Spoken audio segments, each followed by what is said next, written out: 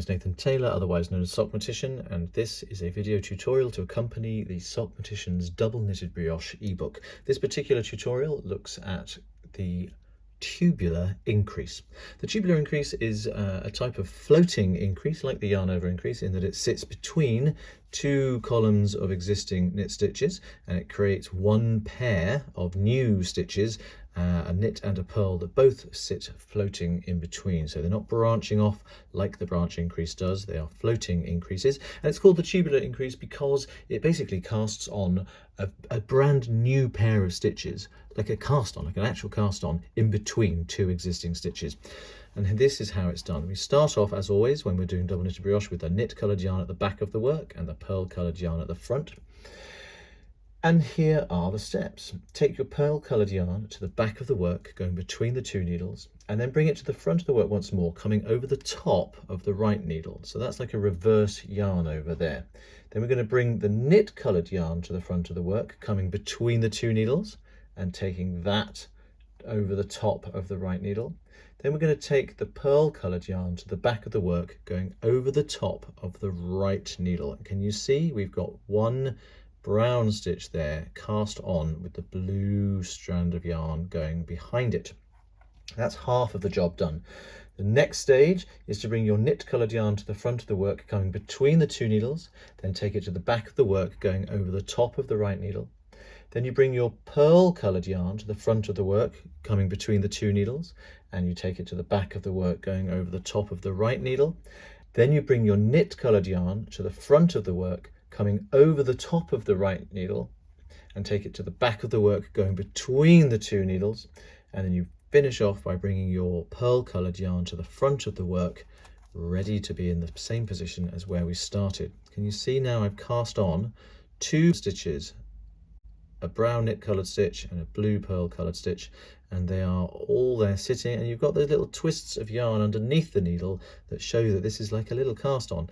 So I'm going to work a pair of ordinary double knitted brioche stitches before showing you that again, just to lock those in place. They're not quite as unstable as the yarn over increases, but it's a good idea to get them locked in as soon as you can.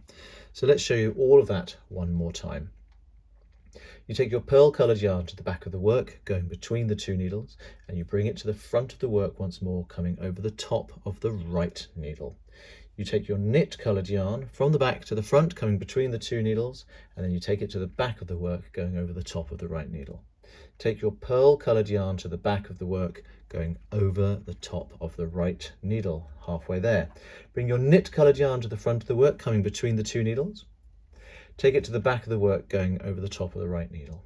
Bring your pearl coloured yarn to the front of the work, coming between the two needles. Take it to the back of the work, going over the top of the right needle.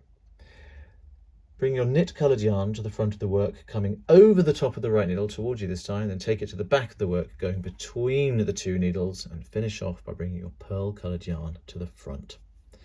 One more pair, just to get those locked in. Now I'm going to break that down for you in a different way. Before, that was tiny bite-sized chunks just to make sure you got all of the important bits of information, but it might be a little bit unintuitive for people. So now I'm going to describe it, exactly the same moves, but in a slightly different way that some people might find it easier to pick up on. To begin with, I'm going to take my pearl coloured yarn to the back of the work.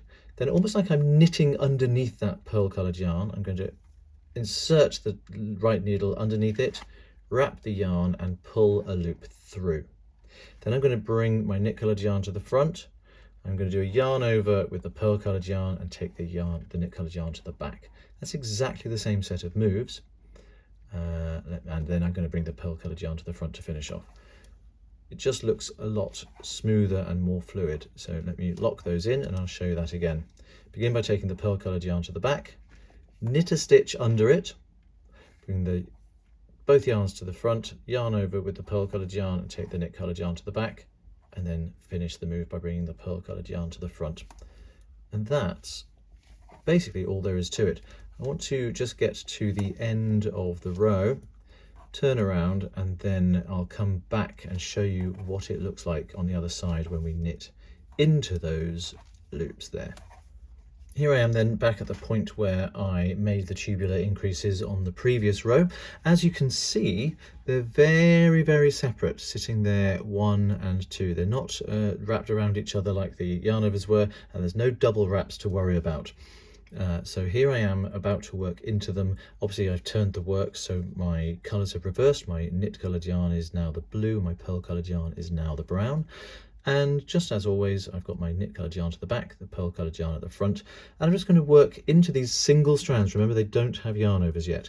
Work into these single strands just as if they were any other pair of double knitted brioche stitches, like so. And then I'll work one pair beyond them just so you can see how that looks in the final work. Actually, I won't show you that yet. Let me just show you how to knit into the next pair. So here's another pair of tubular increases. 1, knit and purl, 2, there we go. Lock those away nice and safely. And then looking back to see what that looks like, you can see 2 very neat and tidy pronounced holes here. If I take those onto the cable, you can see even more clearly they just want to stay as holes. There's no yarn strand covering over the half of those the way there is with the yarn over. You really have cast on, you can see it there, there's a blue stitch there and there's a brown stitch on the back.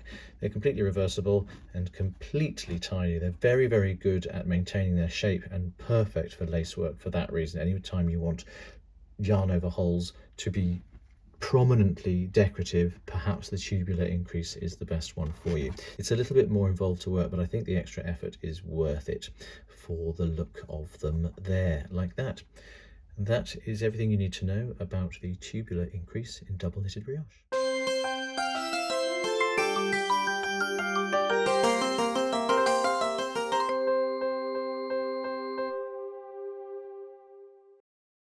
Zip!